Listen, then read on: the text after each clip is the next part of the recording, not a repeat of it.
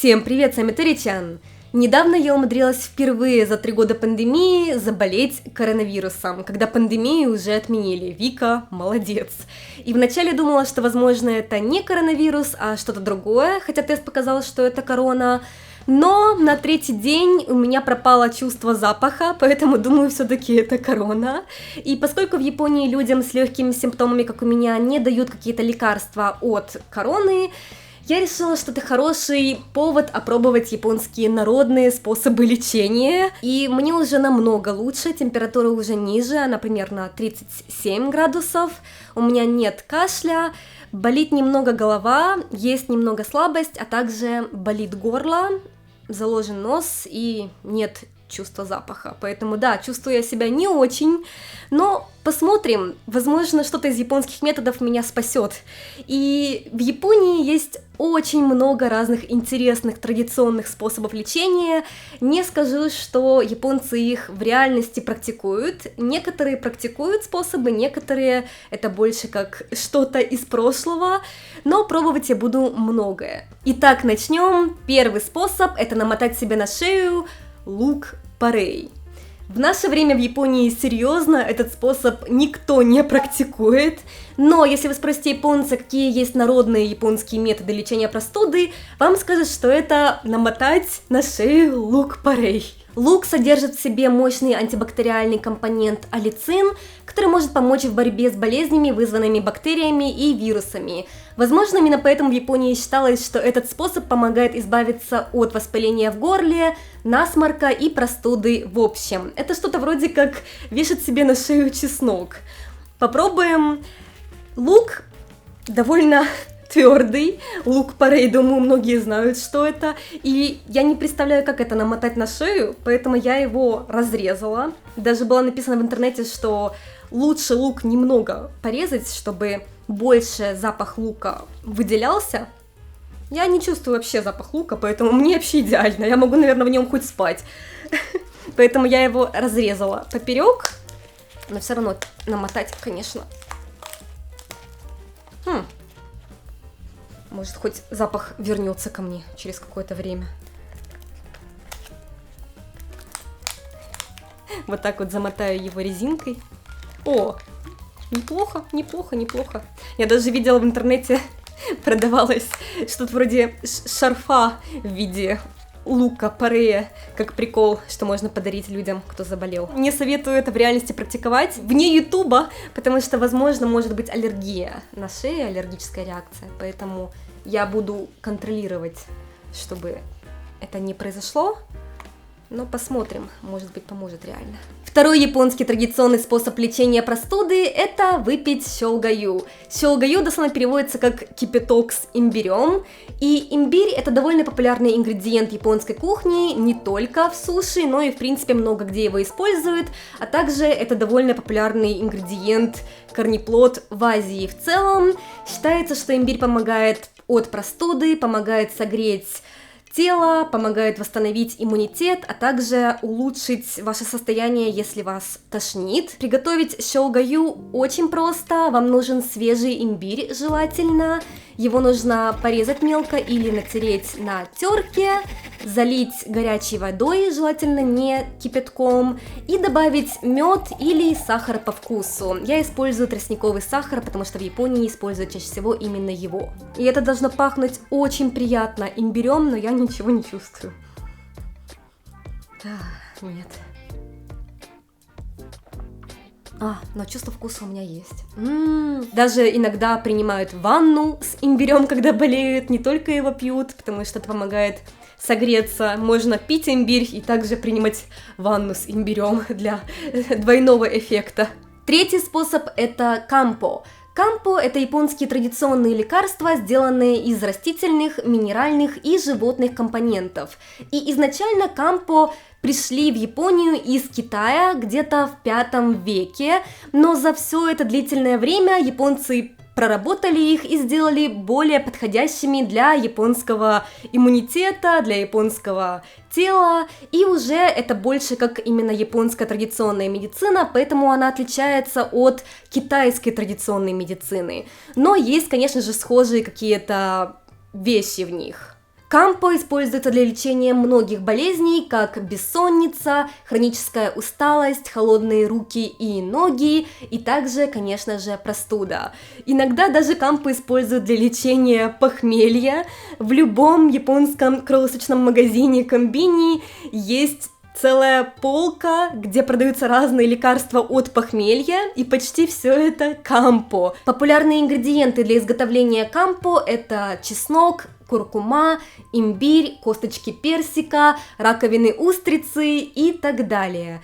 И часто в японских клиниках вас могут спросить: как вы относитесь к кампо? Если вы положительно к ним относитесь, то вам могут прописать не только обычные лекарства, но и кампо тоже. Но в принципе кампо продают даже в обычных аптеках без рецепта доктора, но все же советуют проконсультироваться с врачом для лучшего эффекта и безопасности. Японцы делятся на ярых любителей японских традиционных лекарств кампо и тех, кто относится к ним с подозрением. Изами, на удивление, любит кампо и даже какое-то время пил курс кампо от стресса и для улучшения метаболизма, и говорит, что они реально ему очень помогли. Я лично пила кампо только от похмелья, и у меня тоже очень положительный опыт, но, конечно, зависит от человека. Небольшой апдейт, я не знаю, это из-за имбирного чая или из-за лука, но мне прямо так жарко сейчас в шею. Надеюсь, что это не воспаление какое-то. 4. Еще один японский народный способ лечения простуды – это съесть умебоши. Умебоши – это японская засоленная слива. Для умебоши используется японский вид сливы уме, который используют еще когда она зеленая, не полностью созревшая, и ее засаливают вместе с солью и листьями шисо, за счет чего она становится вот такого красного цвета.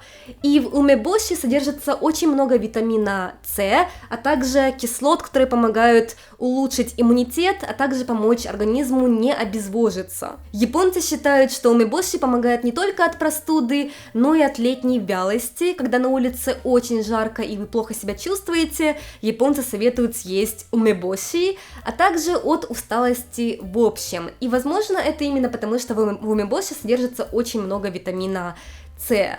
И это что-то вроде, наверное, как у нас говорят, что когда ты простудился, нужно есть лимон, лимон с сахаром, чай с лимоном, лимон с кипятком и так далее. Вот в Японии то же самое, это умебоши. И умебоши не только едят, но и даже иногда заливают кипятком и пьют этот кипяток. Как вы, наверное, уже поняли, поскольку в умебоши много витамина С, эта штука очень кислая, и не все японцы любят умебоши, допустим, Изами терпеть не может умебоши, но лично я люблю, поэтому итадакимас, приятного аппетита!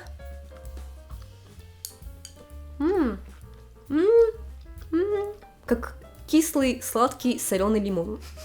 5. японский способ, как избавиться от простуды, это хачимицу дайкон, настойка из редьки дайкон в меду. Звучит не очень аппетитно, но считается, что такая настойка помогает избавиться от воспалений в горле, кашля, а также улучшает пищеварение.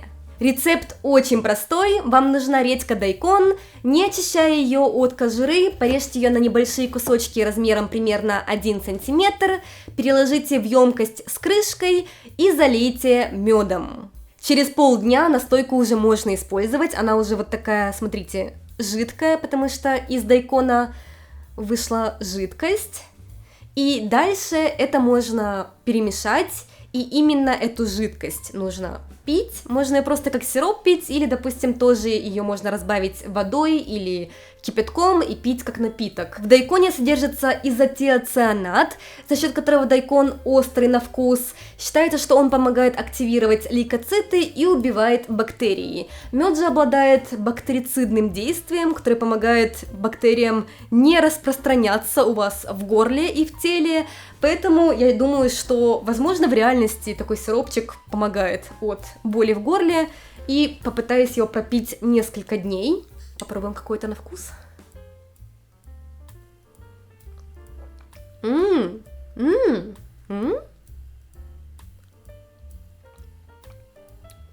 Как медовый сироп. Вкуса дайкона нет. И 6. это тамаго-заке. Саке с яйцом. Или по-модному японский эгног. Это напиток, сделанный из японского алкоголя саке, сахара и яйца. В Японии считается, что такой напиток помогает избавиться от простуды, согревает организм, улучшает иммунитет, и, в принципе, что может быть плохого в саке с яйцом? В Японии считается, что все связанное с рисом – это хорошо для здоровья, поэтому, когда японцы болеют, часто едят рисовую кашу, также пьют амазаке – это напиток, сделанный из риса, и так далее. И не зря, потому что при брожении рис обогащается разными полезными элементами, вырабатываются разные аминокислоты полезные, поэтому логично, что саке тоже должно быть хорошо для организма в нормальных количествах, а яйцо богато протеином и белками, поэтому помогает организму насытиться тем, чего ему не хватает. Для приготовления тамагозаке нужно, конечно же, саке, поэтому я купила вот такое вот небольшое, смотрите, это для маленьких алкоголиков японских, для тех, кто хочет выпить, но так, чтобы чуть-чуть выпить. И смотрите, оно даже с трубочкой.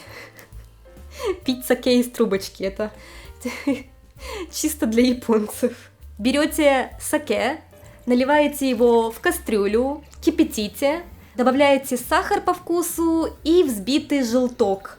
Можно использовать целое яйцо, но я буду использовать только желток. Вот такой получился яичный напиток. Я кипятила саке, потому что я не люблю вкус саке, но если вы любите напитки покрепче, то можно его не кипятить. Ну что ж, попробуем.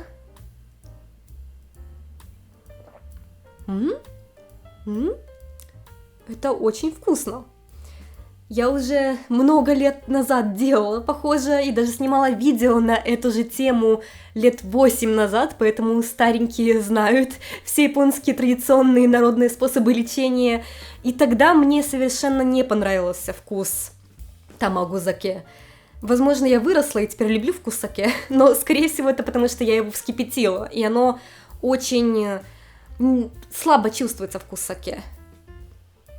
Или это потому, что я не чувствую запахи, не знаю, но это очень вкусно. Фу, мне прямо жарко из этого лука и напитка. В реальности действует это или нет, конечно, трудно сказать, но я попытаюсь как можно дольше соблюдать эти японские традиционные способы лечения простуды и сделать какие-то выводы к концу этой недели, поэтому в конце этого видео будет апдейт, как я себя чувствую.